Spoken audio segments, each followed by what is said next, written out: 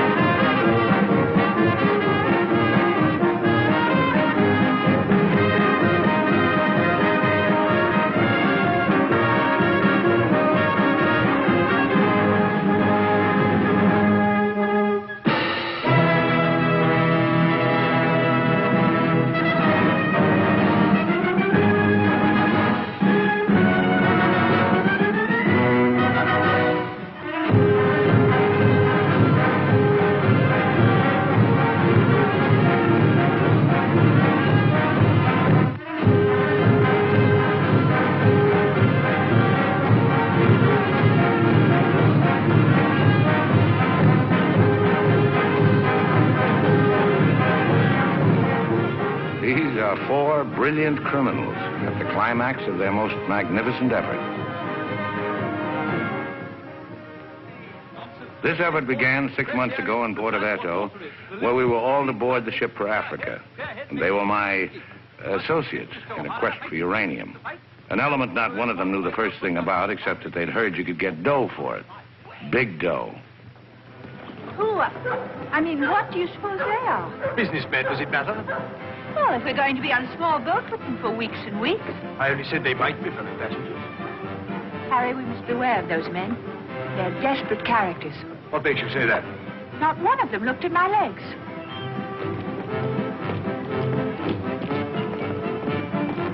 Good morning, Mrs. Janrother. Good morning, Billy Boy. Care to join us in a stroll? Turn up the liver, sweat out the toxins, help nature to help you? Wouldn't dream of it. Really, Billy, you mustn't be so offhand with Mr. Peterson. If I were to treat him with more than common politeness, he'd misunderstand and try to push me around. Mr. Peterson is a bully. Billy, huh? Did you see this? That man in London has been killed. What man? Paul Van Meer, high-ranking official in the Colonial Office, was stabbed to death early this morning by an unknown assailant outside a club in Soho. This is the third crime of violence to occur in that vicinity within the past month. What is it, Billy?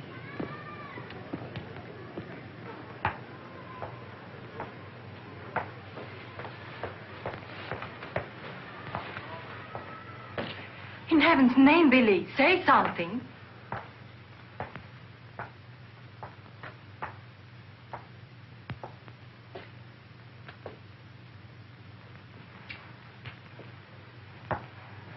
Understand, of course, that Peterson arranged this. It seems there's been a lot of violence around there lately. Well, don't pretend to be a fool. But look, Billy, this happened early Tuesday morning. We'd all left London well before that. What about Jack Ross? What about the galloping major? But I thought he only stayed behind to get that phone call from Mombasa. If it came through, he'll be here this morning. Well? Don't get so excited. Don't jump to unpleasant conclusions. Jump? They might as well have drawn a map. Why was Peterson worried about Van Meer? What made him think he was dangerous? He was afraid Van Meer wouldn't stay bought. Afraid he'd get the wind up after we'd gone. He had visions of him trotting upstairs to his superiors, announcing, I have certain information that certain persons have paid certain sums of money. Don't talk so loud, Billy. To obtain illegal rights to certain mineral supplies. That Indian, that Raja or whatever he was, that you worked for in the old days, he killed a lot of people, didn't he? Ah, but he had a better style. Besides, he was out for a kingdom, half the size of France. What's the difference between that and millions of dollars? We must think of the future, Billy. This is our big chance. It may be our last. Except for Mr. Peterson, we couldn't even pay last night's hotel bill. Where are you going?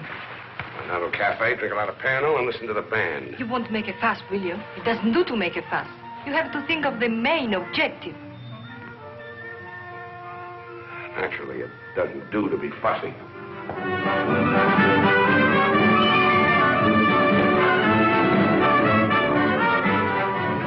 It's your move, Gwendolyn.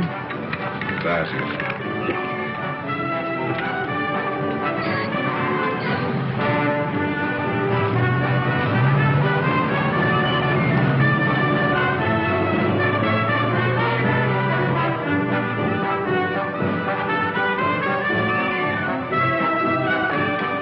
Luggage is in there. Bring it up.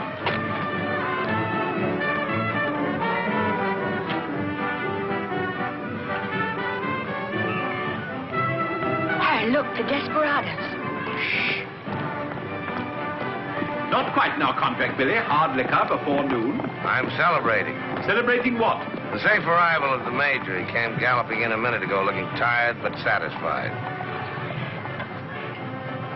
I take it his mission was accomplished? Yes, well, it's getting on for lunchtime, gentlemen. I'll see you later, Billy. Your move, Gwendolyn. Gwendolyn, it's your move. Oh. Check. Last. Are you sailing on the Niagara? Africa bound. So are we. Oh, my name is Chelm. This is my wife. How do you do? My name's Dan Roberts. How do you do? Are your friends sailing too? The whole kit and caboodle. You're a very mysterious group, I must say. Really, Gwendolyn? How so mysterious? Well, for one thing, you all appear to be of different nationalities. Your move, Gwendolyn. Check. I have a theory about you and your friends. Correction. My associates. As a matter of fact, I think you're doctors. Evil ones, I mean. You're going to the heart of the jungle where human life is cheap to perform ghastly experiments which require the sacrifice of thousands on the altar of science. You must excuse my wife. She has a very lively imagination. Check me. I don't know how you expect me to play a decent game when you keep talking all the time. Harry's been all out of sorts today. Usually he's a wonderful loser. Good morning, Mr. Danrada. I bring you the captain's compliments, along with the sad news that the sailing of the SS Nyanga has been postponed. Now, look here. This boat is definitely, most definitely scheduled to sail at 2400 hours. Scheduled, Mr. Chelm, but not, I fear, destined to do so. The fella gone, or is the captain drunk? Oh, of course the captain is drunk. But the real trouble is with the oil pump. Well, it's not good enough. Simply not good enough. Quite right, sir. But you're putting it too mildly. The present oil pump is no good at all. Well, how much delay does this mean? To locate, bargain for, purchase, and install a new one will require, I should say, more than a day, less than a fortnight. Utter, hopeless inefficiency. Probably it isn't the oil pump at all. Just making it an excuse to hang about and pick up extra cargo. Guns or opium? I wouldn't be surprised if she turns out to be a smuggler. What a miserable place to be stuck in. Squalid, fifth-rate port. Ever been in Portobello before? No, I don't know this part of the world at all. Oh, I thought not. Otherwise, you wouldn't be so upset about staying. Magnificent country. Ruins to visit by moonlight, fine stretch of beach. Back there in the hills, one of the few spots left in the world where you can get decent food and drink. It's called the Blue Pavilion. I insist you give me the pleasure of having dinner with us tonight. Oh, that's awfully kind of you, but... Us? You and your associates? My wife and me. The committee? Oh, Mr. Chelm, I want you to meet a friend of mine. This is the Galloping Major. The committee wants you to toddle round. Okay. Right away. I'll be along. Better toddle. I said I'd be along. They don't like to be kept waiting. I'll lay on a car. We'll meet in front of the hotel at 6. Arrivederci. Danrada. An American, I suppose. Anyway, I quite like him. Time. 24 hours in the day, 1,440 minutes for somebody else to get busy on the same idea as ours. We ought to have got the plane and flown out, as I said from the start. You remember I said it, O'Hara? My name is not O'Hara. It is O'Hara. You hear? Mr. O'Hara. Yes, Mr. O'Hara. But you remember I said it? I said we ought to take a plane. Time. What is time? Swiss manufactured, French hoarded, Italian squandered, Americans say it is money, Hindus say it does not exist. You know what I say? I say time is a crook. If we took a plane, we'd be there inside 15 hours. Instead of who knows where. I don't want any more talk about flying. The sky is for the birds. My feet are on the ground. Both of them. Come in, Billy boy. What's all the fuss about? No fuss, Billy. We're merely wondering what course to pursue in view of this unfortunate delay. Join the peasants in their revels. Go to church. Write your memoirs. Very funny. I like an associate of mine to have a sense of humor. Good laugh does more for the stomach muscles than 5 minutes setting up exercises. And now that we've had our moment of fun, and all the better for it, let's get back to the question.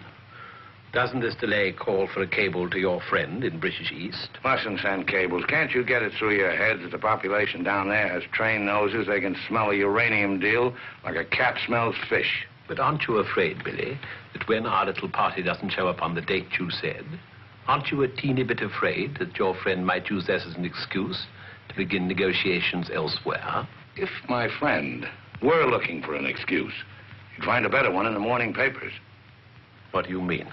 I'm talking about the untimely demise of Paul Van Meer. But I'm appalled, Billy.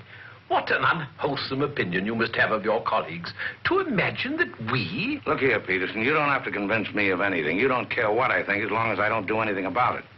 And I won't, unless you ever decide to sick that knife-happy little junkie on me. Watch yourself, laddie. Now, Jack, behave yourself. Sit down. For shame, Billy. I think you owe an apology to everybody in this room. And if you're half the gentleman I know you are, I'm sure you'll make it. As I was saying, Peterson, you have nothing to worry about. My friend won't pull out unless I tell him to. For purely venal reasons, that's the last thing I have in mind. Jack, give Billy a light.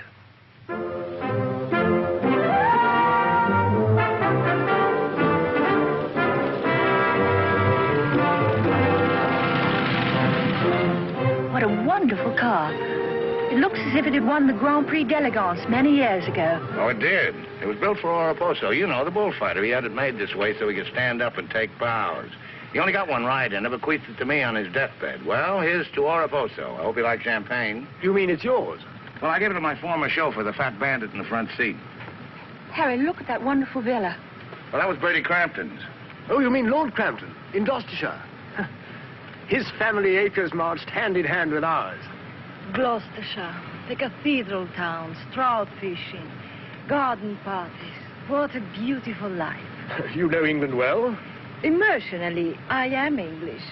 I serve tea every afternoon with crumpets, and I've always kept up my subscription to Country Life and to Tetler.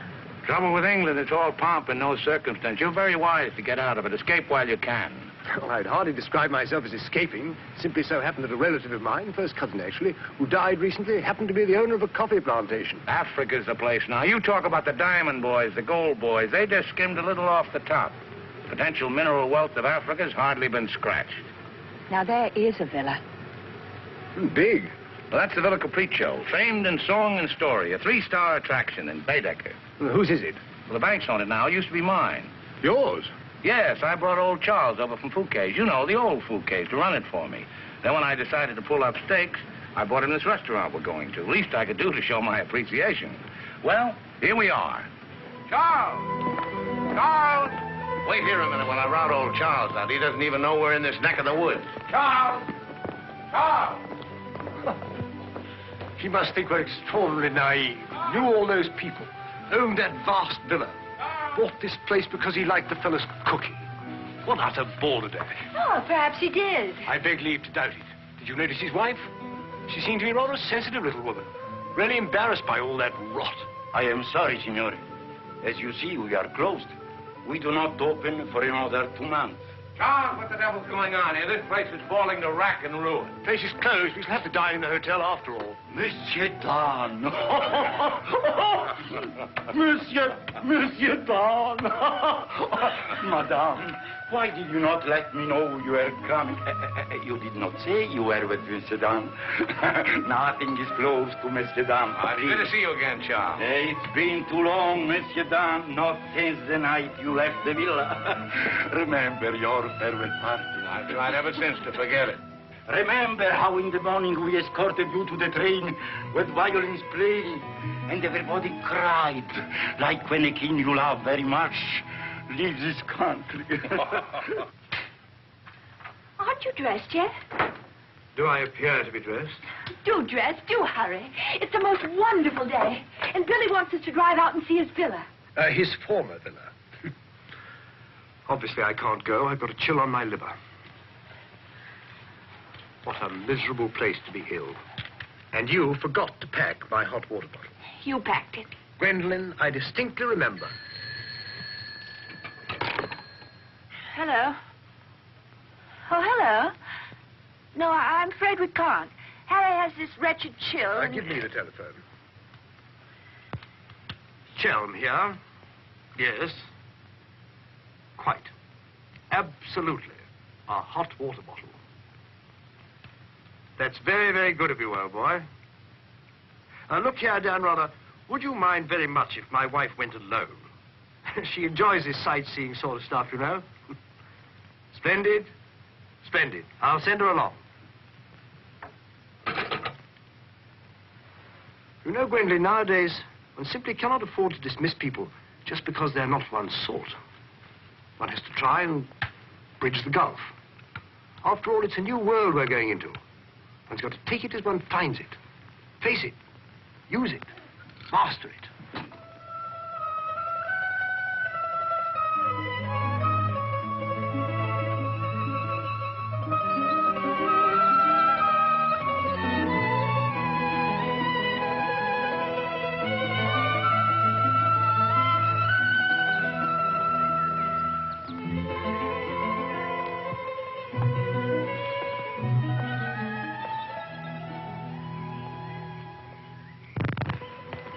You know, I've seen Americans on the street, and in the cinema, of course, but I've never talked to one before.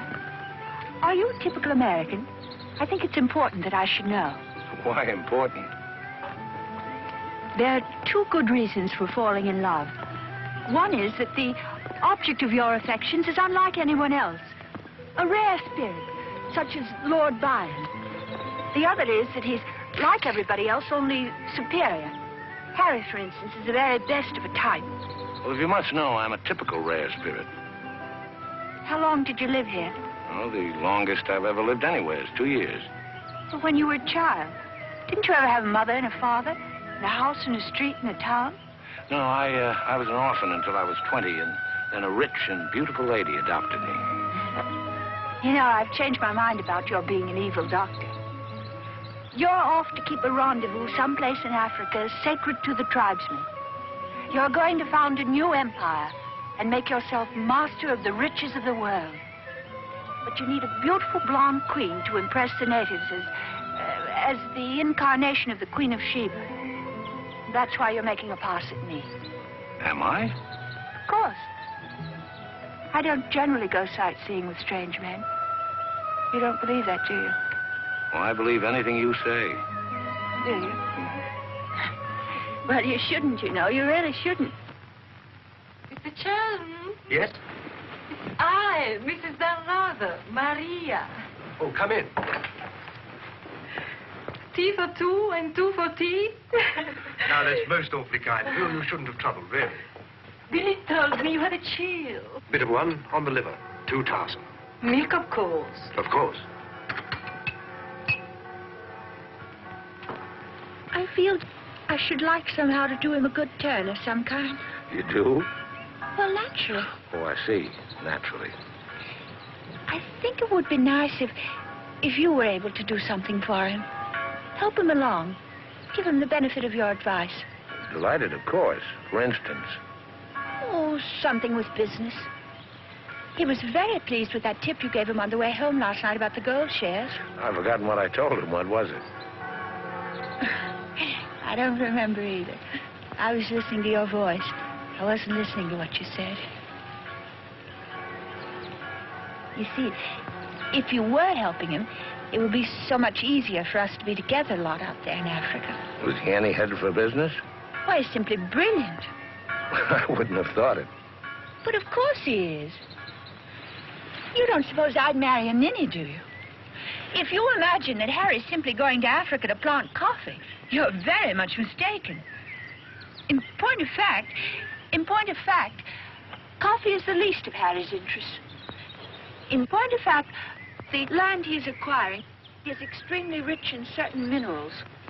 Minerals which are indispensable to the production of atomic energy. Harry's land simply teems with uranium. Wouldn't surprise me to see him become the uranium king.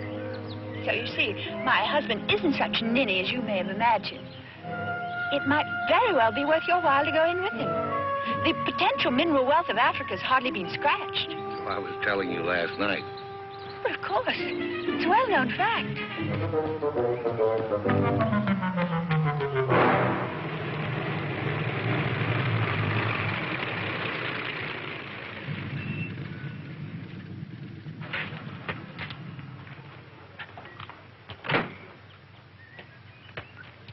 Billy boy. Had a happy day? Very. I'm so glad.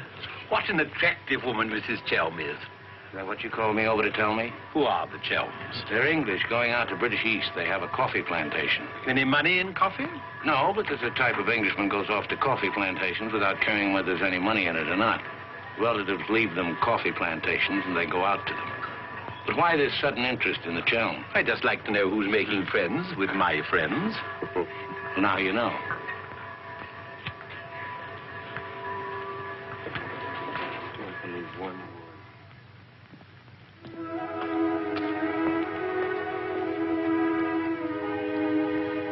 You know, if I ever leave you, it'll be for someone of the type of Harry Chelm. Well, bully for you. I suppose that type of Englishman is like a story I once heard. An English gardener in England was showing some Americans one of those wonderful English lawns. And of course, they wanted to know how to make a lawn like that. And this English gardener said... He said all you have to do is get some good grass and roll it every day for 600 years. I heard that story before you were born. Englishmen tell it when they're feeling down in the mouth. Just don't understand the Chelm type. You're not even listening. You never do. Someday I'll say goodbye and you won't hear that either. One day I shall really meet my type and run off with him. And you'll be simply amazed. It's possible. George Moore said, I learned it by heart years ago. He said that each great passion is the fruit of many fruitless years. George Moore was a very distinguished English writer, you know. Except that he was Irish. Cheer up, sugar. If I make $1 million on this deal, I'll buy you an old English lawn, one we can roll up and take with us.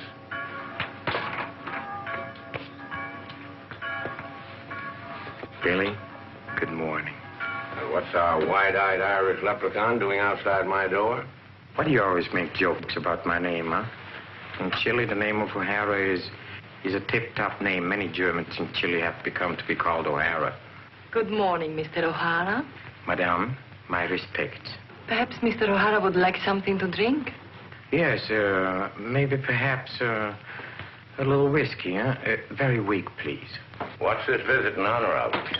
Oh, just wanted to have a little talk with you. Okay, but make it fast. Fast? I give you my word, Billy. I give you my word. I feel to you like an older brother. Oh, it's not so much the difference of age. It's probably, yes, the reason is because I come from a culture which is so much older than yours in my country. A child 6 years old is older in his heart than you'll be at 60. It smokes, it drinks, it philosophizes. At this rate, I'll be 60 before you get to the point.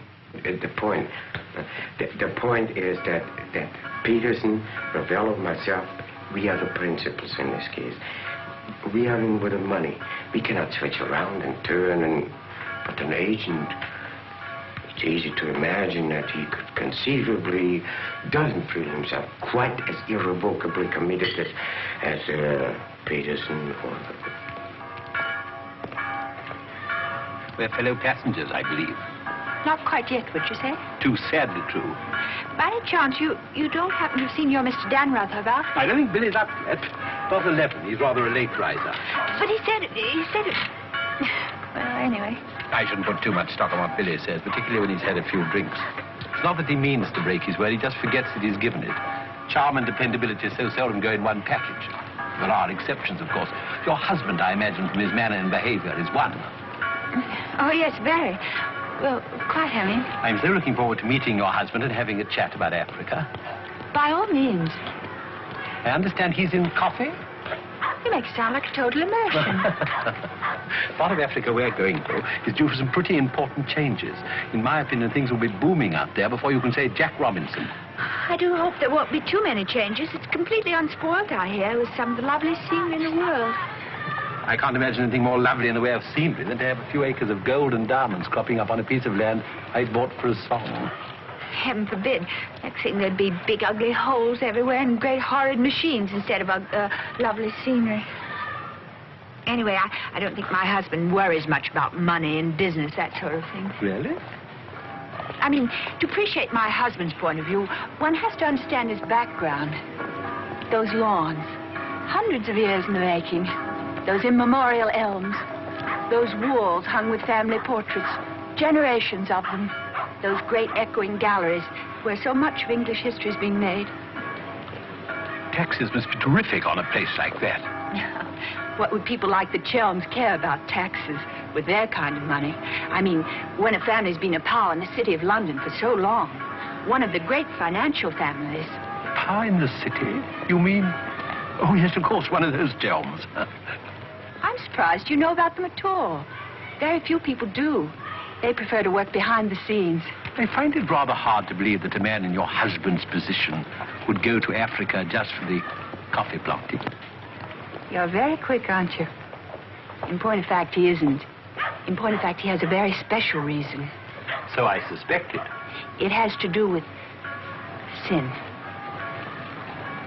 Sin? Since the war, my husband has been almost exclusively concerned with spiritual values. He feels that if he can get away there, in the heart of Africa, he will come face to face with essentials. He wants to work out the problem of sin. Sin? Why, yes, of course. Isn't that what we're all most concerned with? Sin? Gwendolyn, what are you doing here? I thought we were supposed to meet on the beach. Harry, I want you to meet Mr... My name is Peterson. Been having the most delightful talk to your wife. She tells me you're interested in spiritual values. I myself am vastly Harry, concerned. we'd really better be going. You'll excuse us, Mr. Peterson? What have you been telling that man? Nothing, Harry. He got onto the subject of religion, and I just happened to mention that we usually go to church on Sunday. Billy, I think it is high time you take stock of yourself. Can you truthfully say about yourself, I, Billy Danreuter, have acted fairly and squarely to my associates, huh? But of course he can, Mr. O'Hara. Everybody knows Billy's the soul of honor. Shut up, sugar. Perhaps he's the soul of honor, and perhaps appearances are deceiving. You mind telling me what it is I'm supposed to have done? Nothing. It's your conduct. Your conduct doesn't... Your conduct does not inspire confidence, and confidence really is the most important necessity in an undertaking of our kind. One may be completely innocent, but if one's actions invite suspicion, one might as well be guilty. To be trustworthy is not more important than to seem to be trustworthy. Billy, have you done something you shouldn't have? Tell me, Billy. Tell me the truth. My conduct. Who do they think I am, their hired man? But you are, you know. You are the hired man. How good and kind of you to remind me. How good, how true, how kind.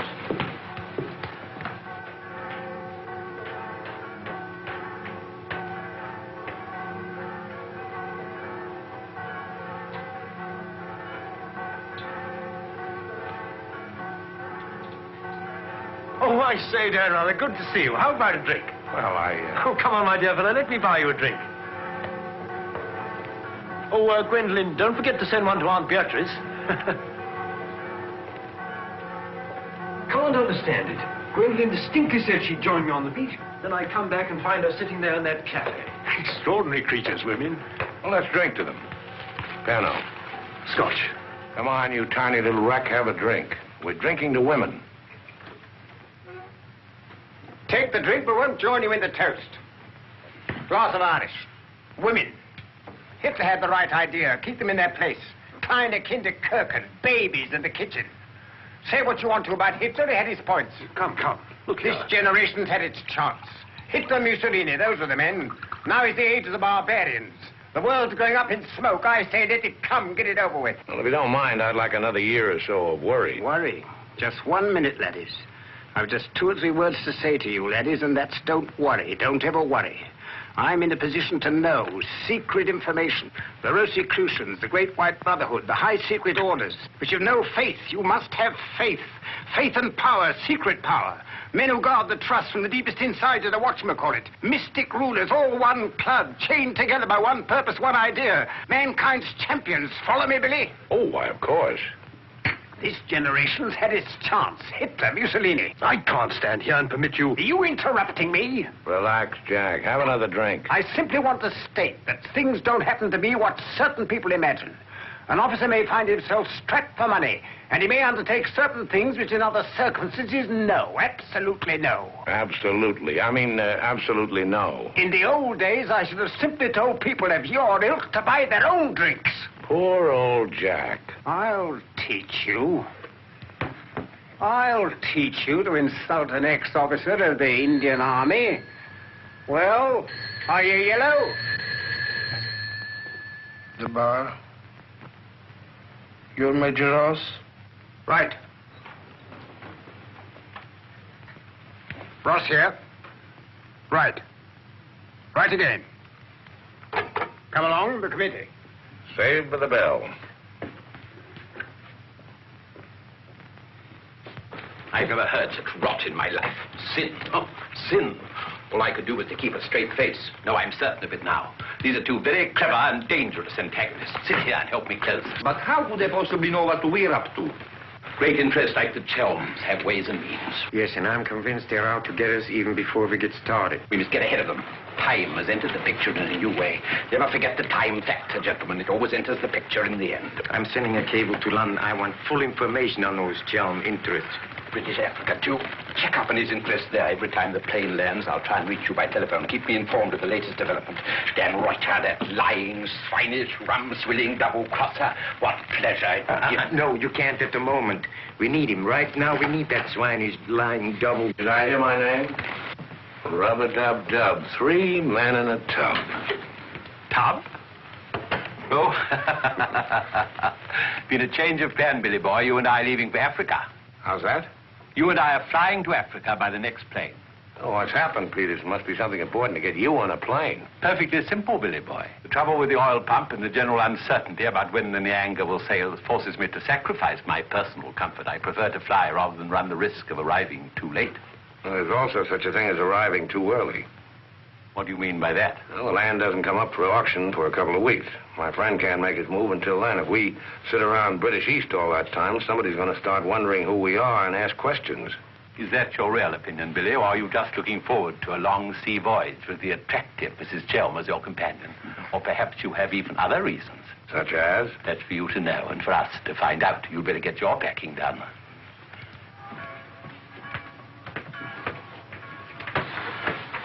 Billy? Where are you going? Off to Africa, flying. Just like that? Weren't you even going to kiss me goodbye?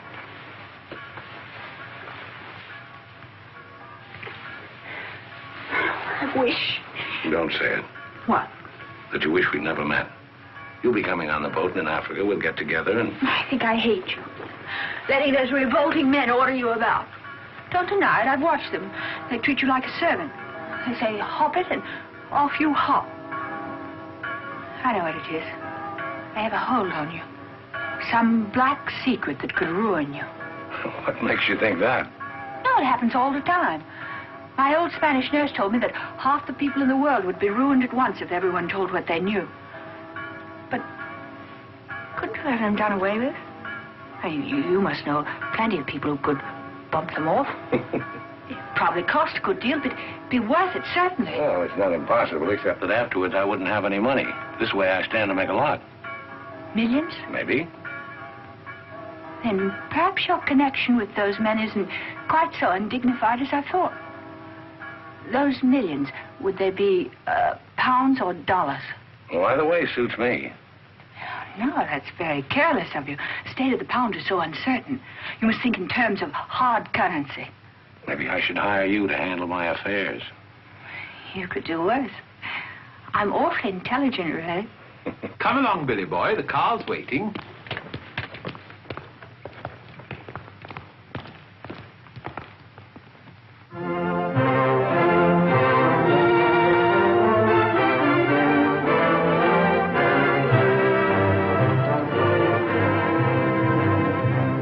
Can't get faster than this, we'll miss the plane. Press on! Press on!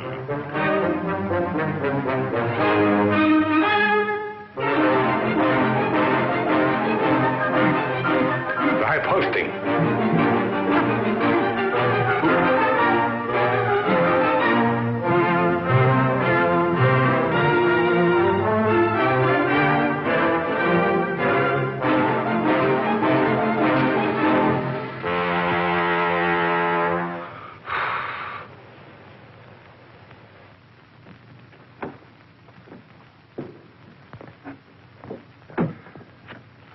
Bisogna spingere. Push, push.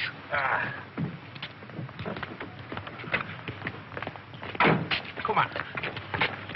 1, 2.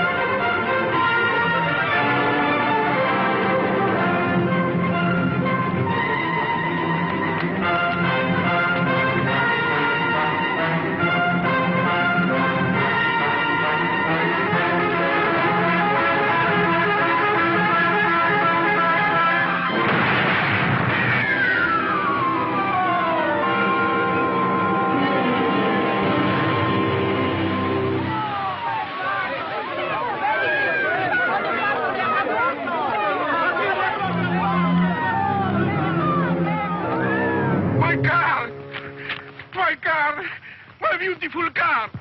You did that on purpose. What? You planned it that way. I know what you're up to. I know everything. I know about the uranium on the Chelm's land, the Chelm interest in the City of London. The what? You heard me, the Chelm interest. I take it your information comes from a reliable source. It does, from Mrs. Chelm herself, in fact. Ah, magnificent.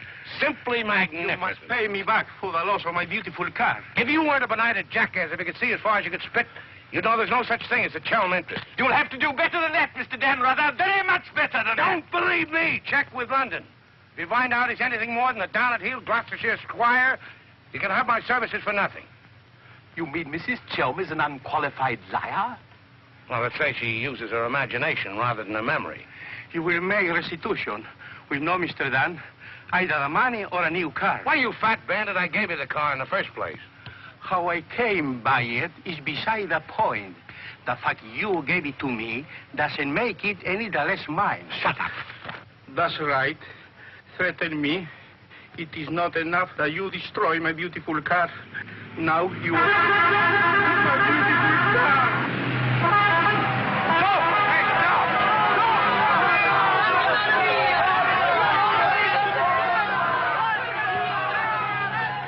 More than anything, I want Billy to make a grand success out there. Oh, as you care so much about money, I should have thought you would have left Billy for some rich man. I shouldn't think Billy would mind, really. I mean, neither of you are in love or anything. You are a strange girl. Of course I love Billy. Actually, I adore him. And Billy loves me very, very, very, very much. That's why I trust him with his little unimportant amours. And what does he say about yours? But, darling, all husbands like their wives to seem attractive to other men. Be sure you explain that to Harry. I'm going back to the hotel.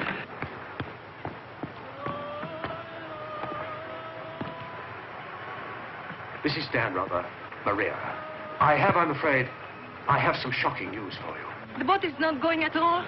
There's been a terrible accident. Your husband's car drove over a cliff.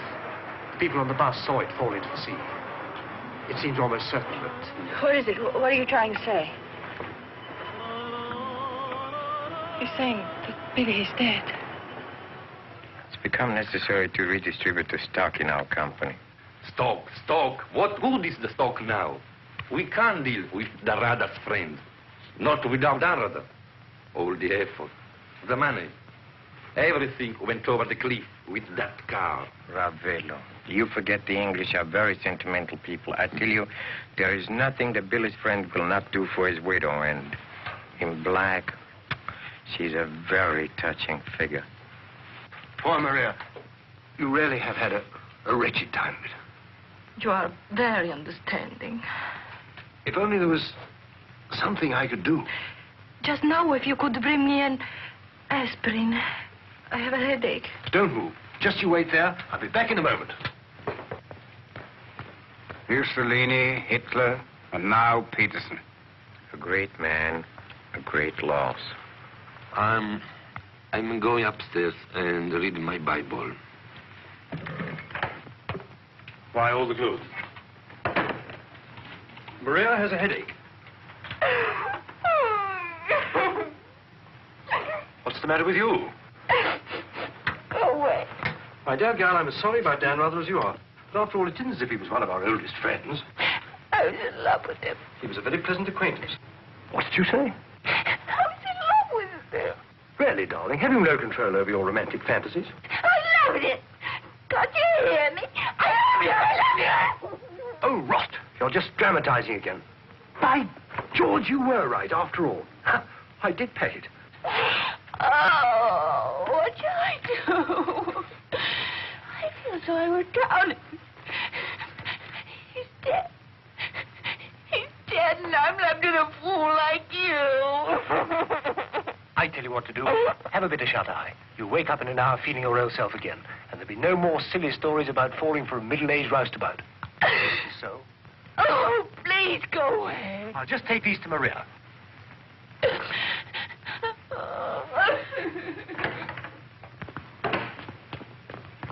Mr. Shelm, this is very important, for you as well as for myself. Yes, well, get on with it.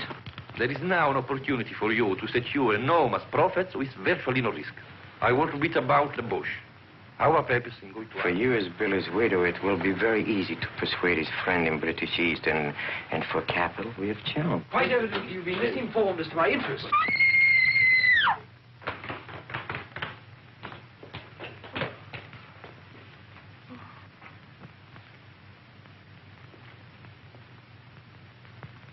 What's the matter with all of you? Somebody dead? Car. It went over a cliff. We thought you'd both been killed. Dan, rather, I'm delighted to see you're alive, but your wife is in a fainting condition. You mean you're not dead at all? Obviously, I'm not dead. I knew you weren't dead. I knew it. I counted 13 backwards 13 times. My old Spanish nurse said if you did that, a miracle would happen. And you see it has. Ladies and gentlemen, I bring you the glad tidings. The captain is sober, and the SS Nyanga will sail at midnight.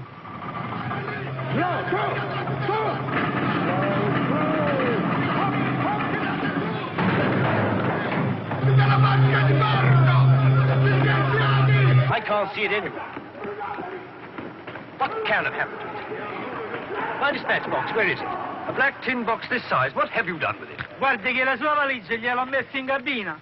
I told you to take the most particular care of it. I shall not go on board till my dispatch box has been found. Having trouble, Jones? I think that I can't cope with myself, thank you.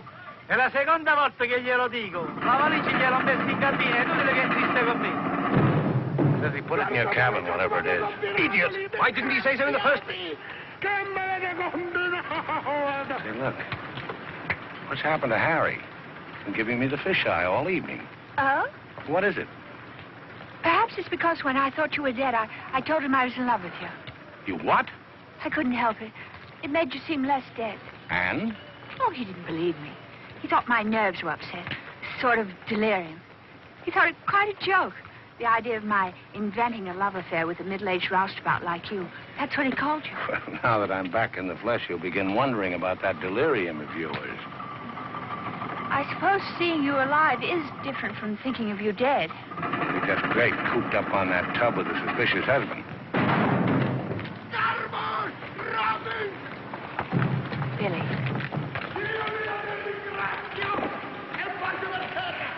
Let's not go. What do you mean?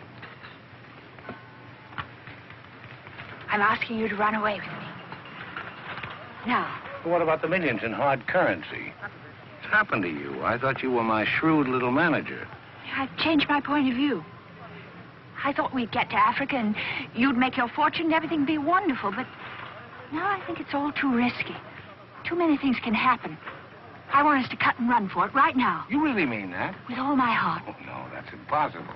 Why? Well, for one thing, Mrs. Danleather might not go for the idea. She's not quite as sophisticated as you are. Please, Billy, listen to me. I've thought it all out. We'll take the bus and catch an express or somewhere. The shot's not on the table. You're not in love the way I am. If I loved you 1,000 times more than you say you love me, it still wouldn't make any difference. I've got to have money. Doctor's orders are that I must have a lot of money. Otherwise, I become dull, listless, and have trouble with my complexion. But you're not like that now, and you haven't any money. It's my expectations that hold me together. You really mean that, don't you, darling? Sure, I mean it. And your main reason for wanting lots of money is so that you'll be ever so attractive and I'll love you more and more. That's right, baby. I'll help you, Billy. I can, too. I'm something of a witch. My old Spanish nurse said I could have been professional. We don't look now, but they're raising the gangway.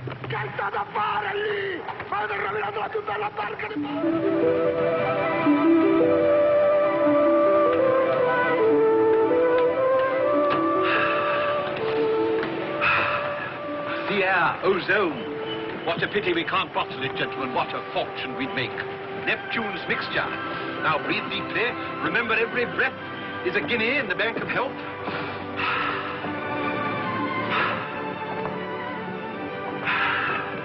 Good morning, Chel.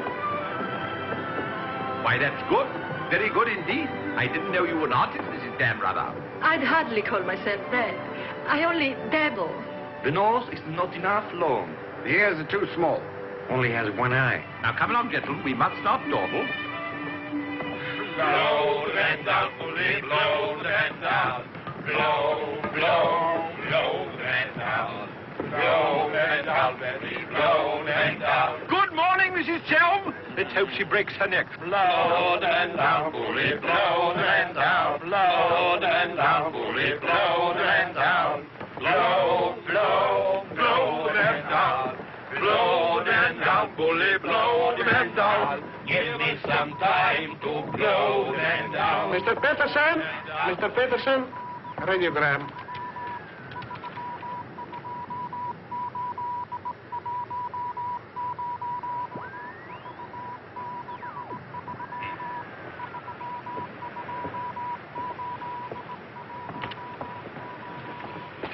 No charm estate, Gloucestershire, stop. No lender gentry charms.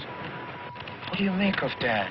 He's not a Gloucestershire squire. Like Billy said. Just as I was beginning to take Billy at his face value. But if he's not what Billy said, then what is he? We are at sea again, gentlemen, in more ways than one. Mystery, more mystery. Billy is a liar. Heaven only knows what Chelm is. CID, maybe. You borrowed my thought. What to do? What to do? The time has come for direct action. You remember last night when we came on board? The fuss he was making about his dispatch box?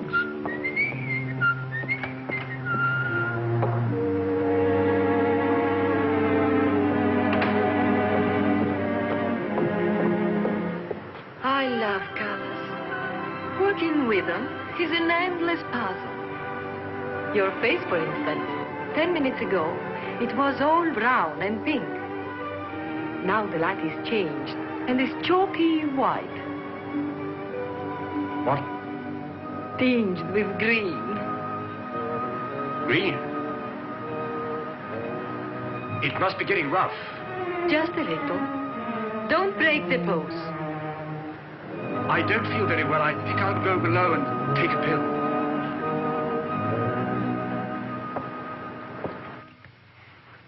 It's incredible. Harry Chelm is just Harry Chelm. nothing, nobody, a ruddy refugee from Earl's Court. With a hot bottle. Look. And a letter of introduction to the secretary of the governor. The secretary, mind you. Disgusting. Purser! My box! A bit up and down, isn't it, sir? It's gone. Oh, yes, indeed. Major Ross took it. I saw him sneak it out of your cabin. I like to keep my eye on what goes on aboard the ship. Where did he take it? I believe Mr. Peterson's cabin. In fact, I'm sure.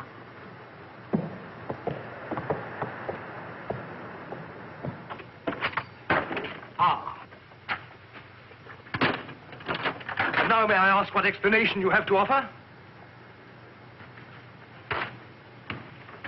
He forgot his hot water bottle.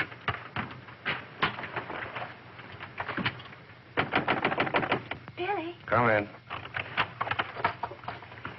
Billy, have you heard what's happened? I've seen the paper in days. It's not funny. They've stolen Harry's dispatch box. Who stole his dispatch box? That dreadful little major.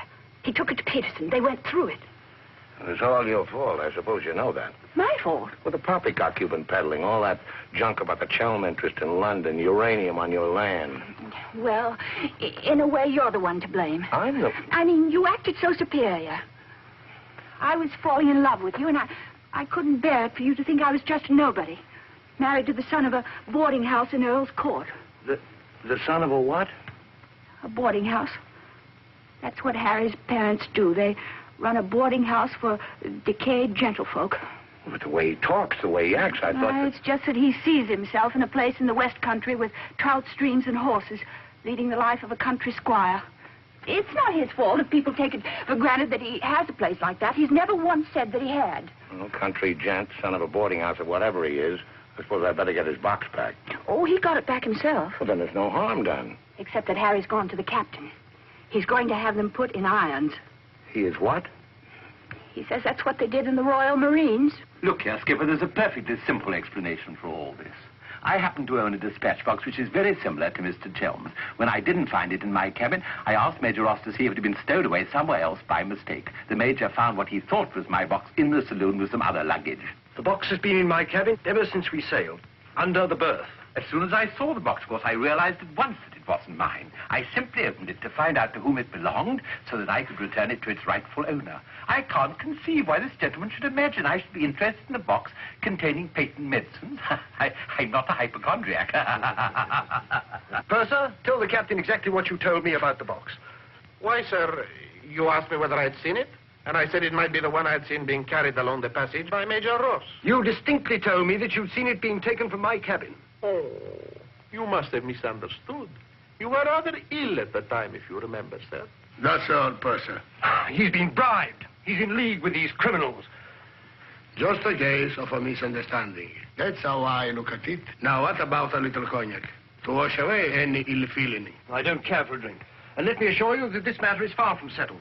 While rifling through my personal effects, I feel certain that you must have noticed I had a letter of introduction to the Secretary of the Governor.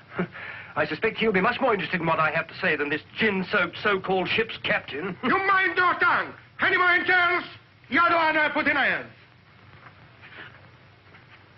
As far as I'm concerned, this is a close incident.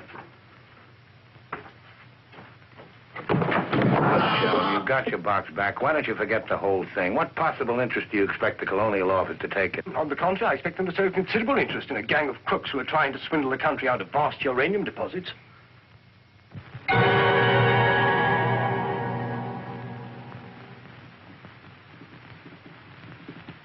Just one moment, sir. What leads you to believe? This gentleman obviously hasn't seen fit to inform you that during your supposed demise, he attempted to lure me into your nefarious venture. Unfortunately for you, he acquainted me with all the pertinent facts, Facts which I intend to communicate to the proper authority at the very earliest opportunity. I thought you were dead. That's what they told me. Everyone told me you were dead. And if you were dead, we head to a fresh capital. Didn't we? You, Ravello, my own partner, sneak up behind my back and try to cheat me. The milk's spilt. It's no good crying over it. Get after him, Billy. Calm him down. Talk to him. See if you can't get him to change his attitude. I'll try, but I don't think it'll do any good. I don't know why we have to worry about Chelm's attitude. Talk's no good. Conversation never convinced anybody. I say put an end to words. Shut up, Jack. Time factor has entered the picture again. This time, fortunately, it's working on our side. 2 weeks before we reach port. That should be plenty of time to convince our friend, Chel. I beg you, please end all this trouble. If things go on, either you will be done away with before we ever get to Africa, or you will leave and denounce Peterson to the authorities, and that will be the ruin of all my plans and hopes. In the long run, you'll do much better to get clear of these people.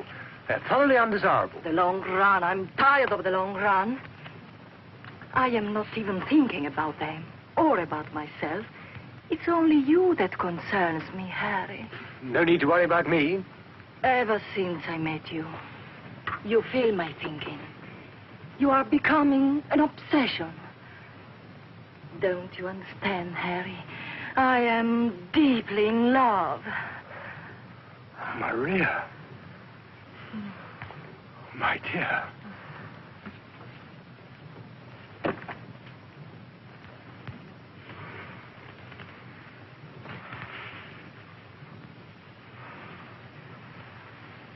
Only you could make a woman feel like this.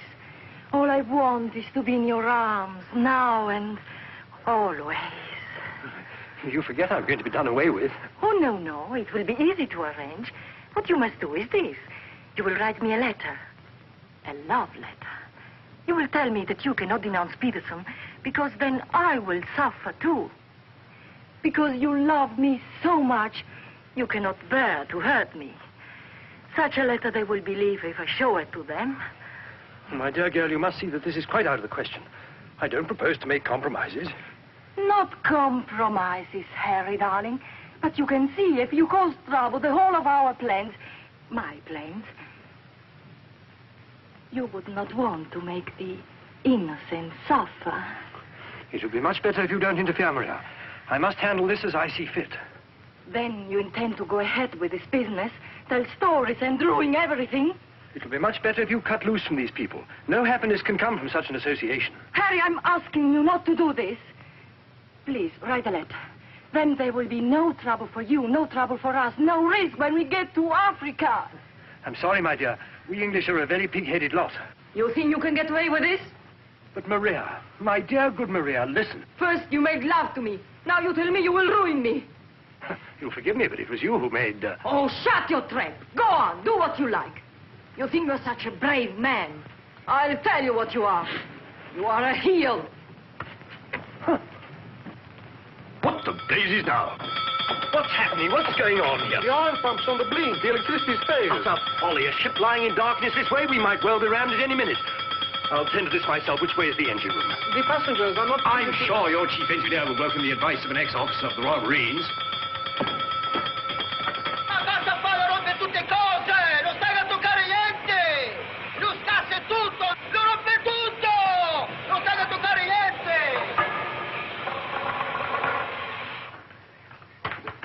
Look here, you fool. Are we simply abandoned to our fate? I insist on something being done. For instance? Well, give out the lifebelts. Organize the boat drill. The clientele are requested to remain calm. To remain calm? Does the captain feel no sense of responsibility for the lives of his passengers?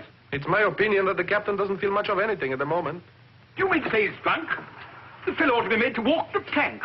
I'm afraid just now he cannot walk at all. But this is outrageous. Oh, sit down, old man. What have you got to worry about? We're only adrift in an open sea with a drunken captain and engine that's liable to explode at any moment. It's perfectly ordinary situation.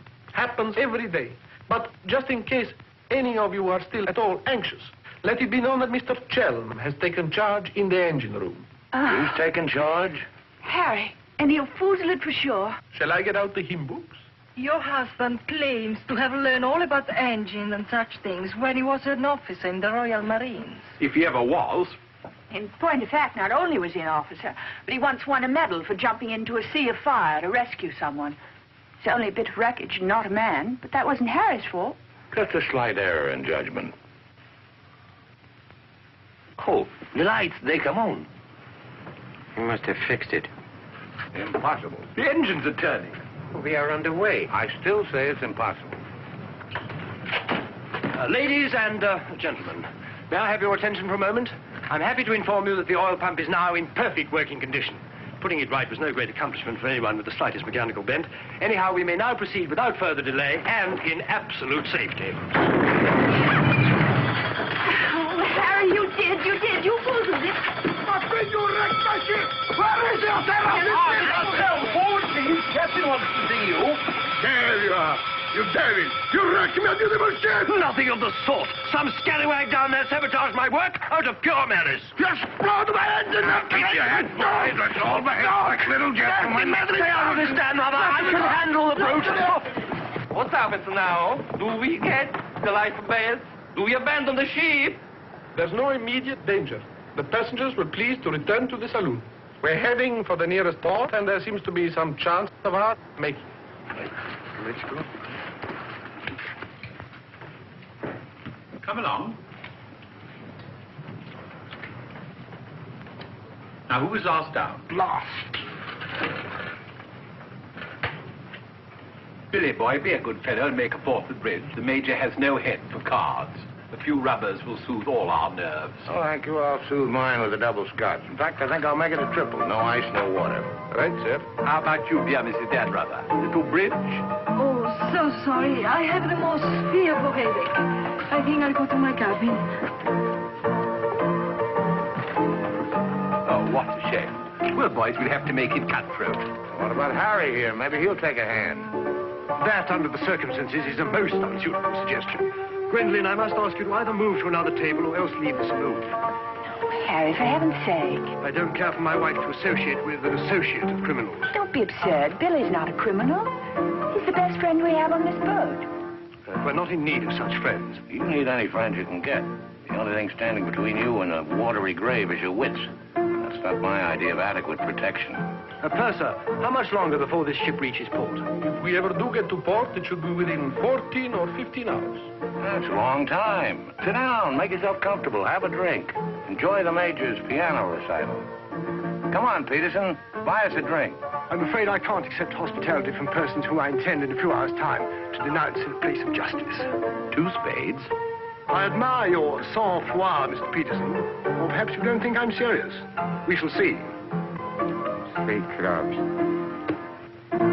Gwendolen, are you going to do as I say? Not when you speak to me in that tone. Not when you try to order me about. In that case, Where are you going? on deck where the air is less polluted.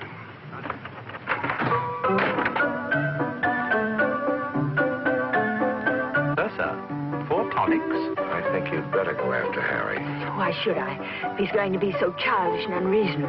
Take my advice, go to him, stay with him. I suppose you think we should keep up appearances. The loyal wife at her husband's side. No, Billy. I'm experiencing something that is rare and beautiful. And I shall not deny it, either by word or by deed. I love you. Let the whole world know it. I love you, I love you. Yeah, well, keeping up appearances isn't exactly what I meant. Then why do you want to send me tagging after Harry? He's being such a deadly bore tonight. Deadly, but not dead, not yet. What do you mean? They killed one man just because they thought he might try to get in their way. Now, handsome Harry here is certain to blow the whole thing wide open. They killed a man? Really? Who? Just a man. Well, for all Harry's being too tiresome and my loving you to distraction, I still wouldn't want to see him done in. He has some perfectly darling traits, really. I mean, like always remembering one's birthdays. No, we simply mustn't let anybody murder Harry. Now, keep him in your cabin. Never let him out of your sight. Keep him under lock and key. Oh, Billy, that awful music. It's so loud. It comes right into our cabin. Peterson, tell the Major to soft pedal it. And while he's about it, he might change the tune. Oh, don't you like it? It's one of my favorites. I'm afraid he doesn't know any others. Do you, Jack?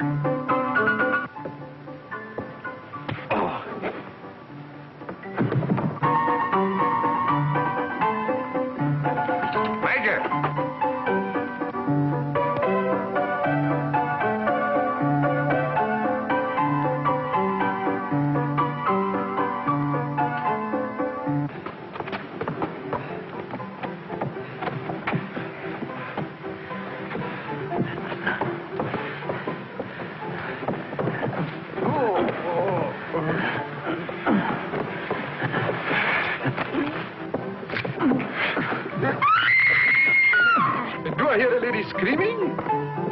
One down. Captain! Captain!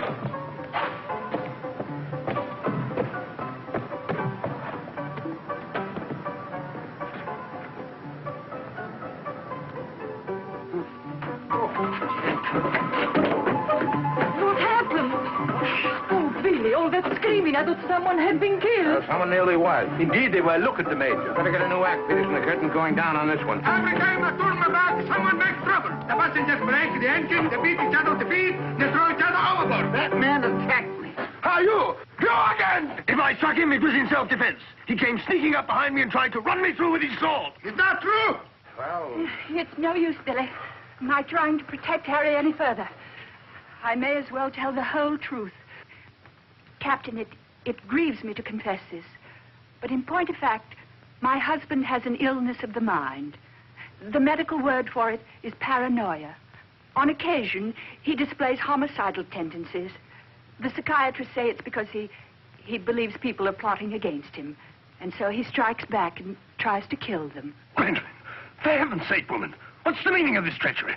Believe it or not, Harry, I'm doing it for your own good. He knows. He saved my life. You tell the truth. I wouldn't contradict the lady. You wrecked my ship! You tried to kill the passengers! But I'm not staying person on the ship. That's why you're against me. Let me go. I'll kill the lot of you. I warn you, Captain. When I kill you... Poor Harry. It's awfully sad. We've tried everything to cure him. Take your hooligans off. How dare you lay hands on me? You hooligans. I'll have you put in irons. You'll be the ones in irons. Good, good. We'll have no trouble from you. Scum! Mongrels! I'll bring you to book. Every one of you. Every man jack of you. After all, it was the only solution. Harry's safely locked in his cabin, where those beastly men can't do him any harm. On the other hand, he can't say or do anything now to interfere with your making that fortune in Africa. I mean, the authorities would hardly listen to the ravings of a lunatic, would they? Well, they won't even let him off the boat. Well, in that case, he'll just have to stay shut up for a few weeks. It's a bit hard on the old boy, don't you think? Yes, but after you've amassed all those African millions, we'll make it up to him. We'll buy him a country place in Gloucestershire with some rough shooting and a trout stream like he's always wanted. Maria will marry him, perhaps. She seems to have a very real feeling for English country life. And everybody lives happily ever after. Especially us, Billy. There's to abandon ship. What's going on? I believe, sir, that we're sinking. What? Station, everybody. Look your lights. We're sinking. Harry! Harry, open the door! You must! The ship's sinking! Get back.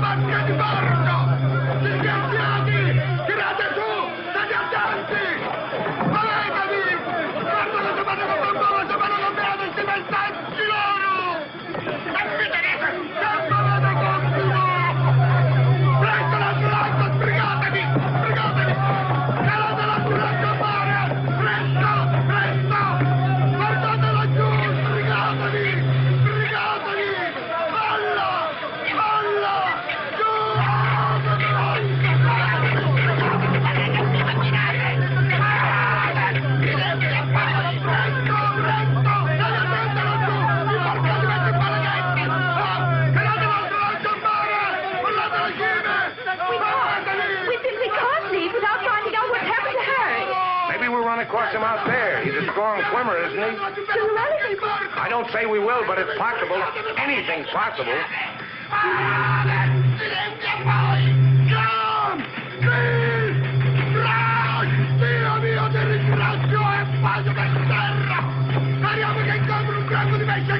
oar.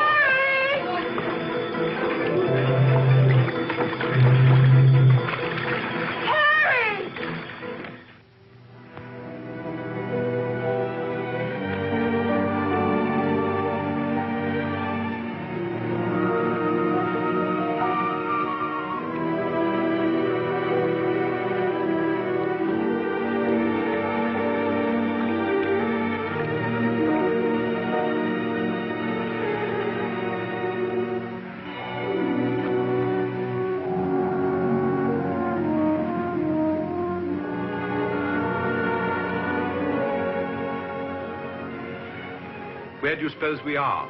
Africa. What part of Africa? Yes, that's important. What part? Not a bad place to land. No customs, no forms to fill out. Tell us at once where we are. It's important I know. You mean to say there are parts of the Dark Continent where you won't be received like the prodigal son? Olio. What's that? Olio.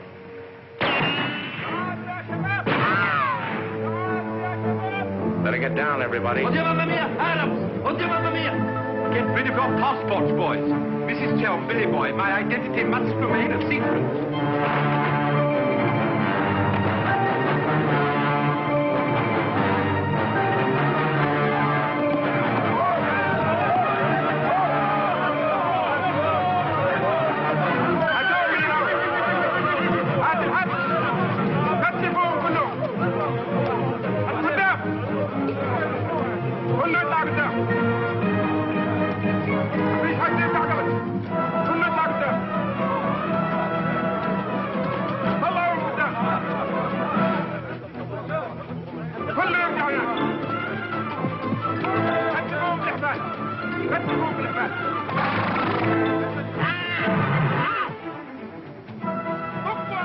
Olio, what's that? It was a company that sold arms to the Arab legions. Wait a minute, that rings a bell. Some of the equipment we sold them was defective. Been too long under the water in the Gulf of Leyte. The Arabs claim they lost the war because of rusty guns and dud ammunition. For heaven's sake, be quiet. If you go on like that, I'll see you drawn and quartered.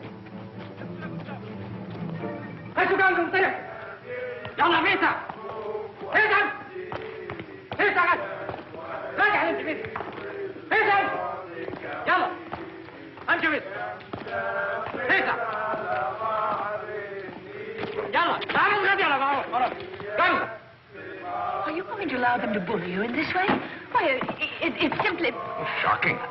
Harry wouldn't have let them do it. He had a sense of dignity. I have a sense of survival. Billy, what is going to happen? Do you think they will torture us? Just let them try it. I'm a British subject. I wouldn't say it too loud.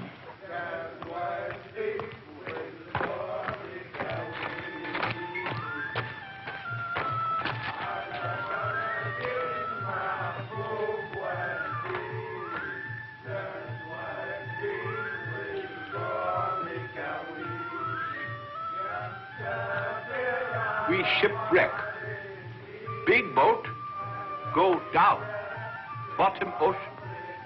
We take little boat. Row all day, row all night. Savvy? There's only one way to deal with these swine. Walk up to them and kick them in the belly. Show them who's boss right away. We sight land. Your land. Praise Allah. Come ashore. Suddenly, boom, boom, boom. No good way to treat shipwrecked people. You will please to hand over your passports.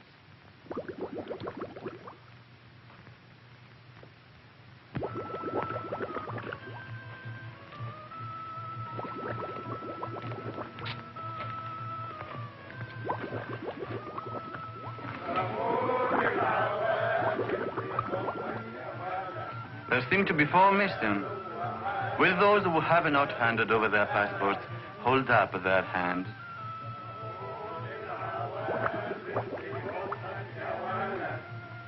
All left on board ship, Your Excellency. A terrifying experience. An incompetent crew, a burning ship, put overboard in a small boat at dead of night. What was the name of the vessel? The SS Nyanga. She's a Portuguese ship. I will investigate whether such a ship has been reported lost at sea. Well, does it stand to reason, Your Excellency, we should come to this shore in a small boat if we'd not been shipwrecked? Our country is in a state of unrest. Oh, I am sorry. Agents of certain foreign governments sometimes try to enter it by stealth, hoping to fan the flames of revolution. Therefore, we check carefully on the activities of strangers. But surely, Your Excellency, in our case, one look is sufficient to convince you of our innocence.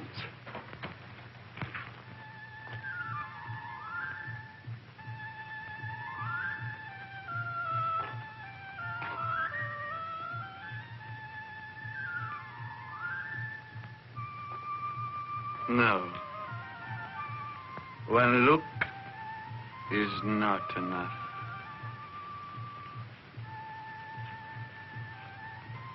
If you think we're the enemies of your country, the logical thing is to boot us out. Send us packing by the first available boat or train. We shan't object. We've got important business elsewhere. Where is elsewhere? Central Africa. And what sort of business? Vacuum cleaners, sewing machines. Ah, yes. Businessmen. All going to Central Africa to sell vacuum cleaners. Hat to hat, I suppose. And you, sir, I take it, are the head salesman, the ringleader of this group. Oh, no group. We met for the first time on board ship. Complete strangers to one another. Liar! The others all look at you each time I ask a question. I am a keen observer. You four are together. Oh, no, my fat-gutted friend. I'm not the illiterate, simple-minded native you're fool enough to take me for. I am a great man, a serious man. I spit on you, too. I spit on you and all your life. Off to the wrong start, Peterson. There's only one way to deal with these swine! Swine!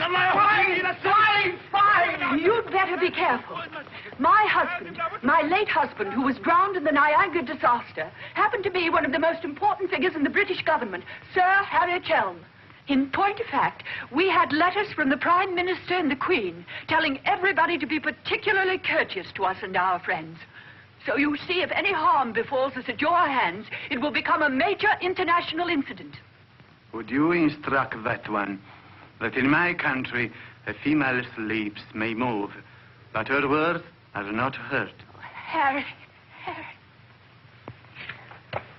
If only you were here. And now, sir, you will stop abusing my intelligence and tell me who you really are and what is your actual purpose in being here. I'm a sick man. I've got a bad heart. I mustn't talk anymore. You refuse to answer. Well, that is interesting. It makes of it a contest in a game at which we excel. We of this country have had 4,000 years' experience in asking questions and getting answers. Who are you? Why are you here? Don't hit me again. My heart. I have an attack.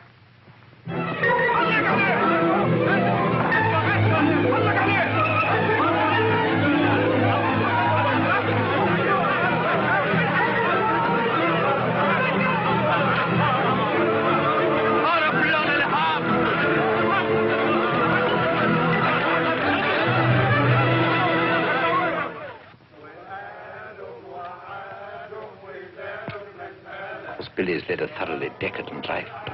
Must say, I thought he had more backbone than that. Backbone. Either you have it or you haven't. You see the beating I took at the hands of that great ugly brute without even flinching. Billy was crazed with fear before they even laid a finger on him. Tell me more about Rita Hayworth. You really know her very well.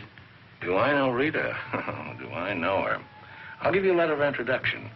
She'll fall an immediate victim to your charms. You really think so? Oh, but certainly a man like you, suave, intelligent, darkly handsome. You have everything, Ahmed, except money.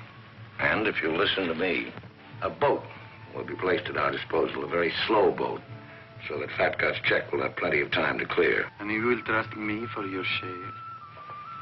Does one man of the world ask another to trust his own brother? Oh, no, Ahmed. You'll give me a check for half. Your demands are very great under the circumstances. Why shouldn't they be? Fat Gut's my best friend. I will not betray him cheaply. You are certain that you are the friend of the peerless Rita? Come, Ahmed. Line back to business. Very well. 50-50. Oh, by the way, Fat Gut's nature is noble like ours. He might try to bargain. I do not bargain with a puffball like that. It's beneath my dignity. It'll be dawn soon. The correct hour for a firing squad. But if we have him shot, what about the money? Well, I was just thinking that if he had a volley at the psychological moment, he might not be so inclined to haggle. I believe you must have Arab blood. Westerners are not usually so subtle. يلا يا علي نمسك الراجل السخيف. يلا بينا يا سيدي. يلا. Look, Halamite. Look, Halamite. Ah! hell are you taking me? I won't go. I demand to see a doctor. Would you say that in Paris, among smart people, the Rolls-Royce or the Cadillac is considered more chic? Well, that's no problem at all. A man in your position should have both.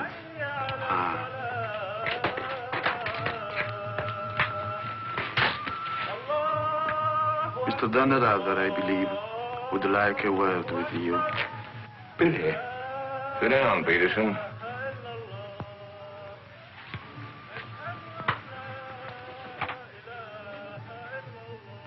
I've been talking to Ahmed here, and he's made the phone.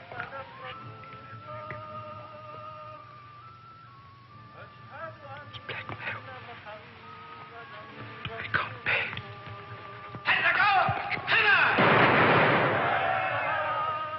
What was that? Paris, but it's execution day. Will he take a check?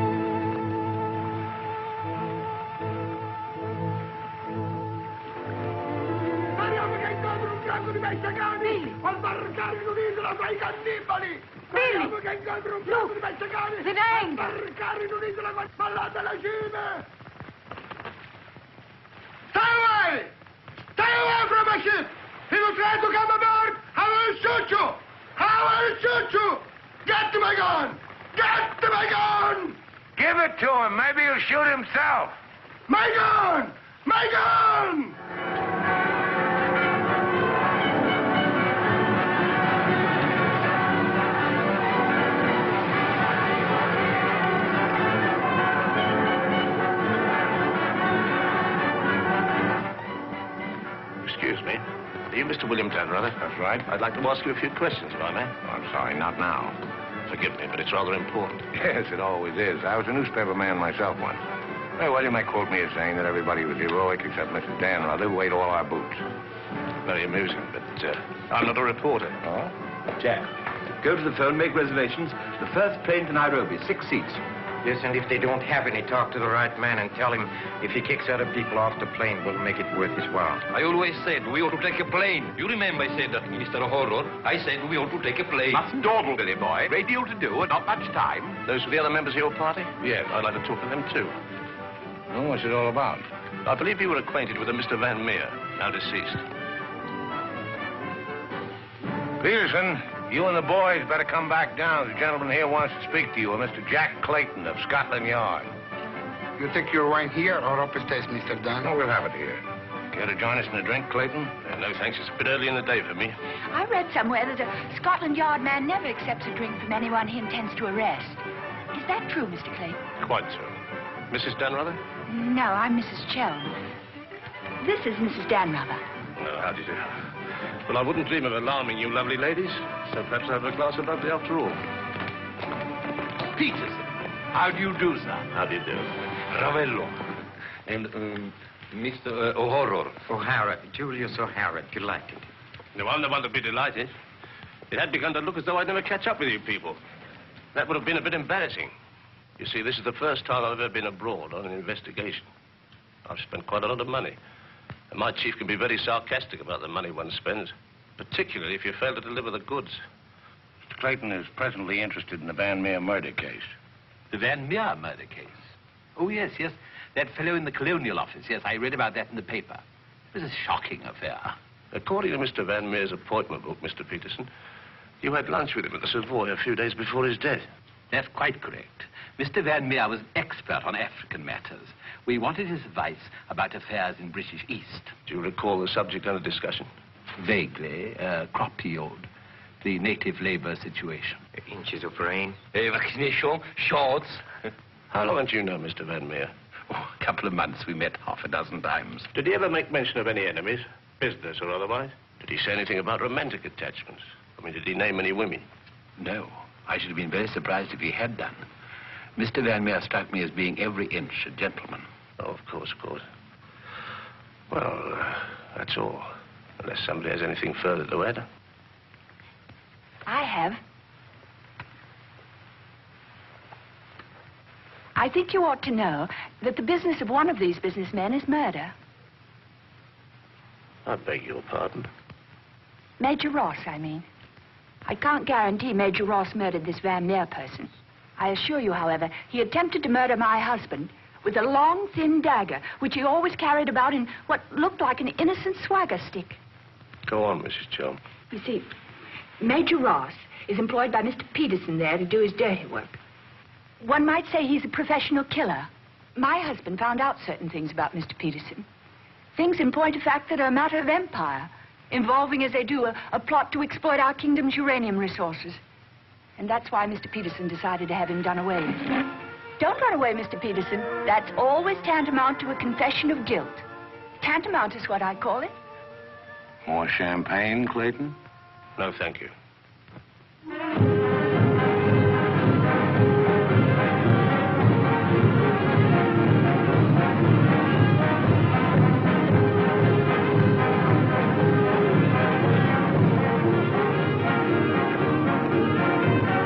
As I said before, very smart fellows indeed.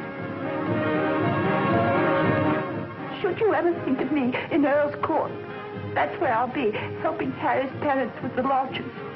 Should you ever think of me, try not to let it be too harshly. You kiss her too, Billy, and tell her she's forgiven. Sure. Goodbye, Billy. Bye.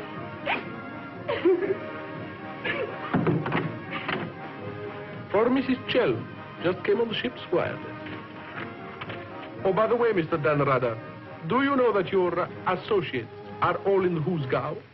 Oh, not that I'm a bit surprised. I put them down as thoroughly bad characters, right off the bat. But then there are so many bad characters nowadays. Take mine, for instance. Harry! He's alive!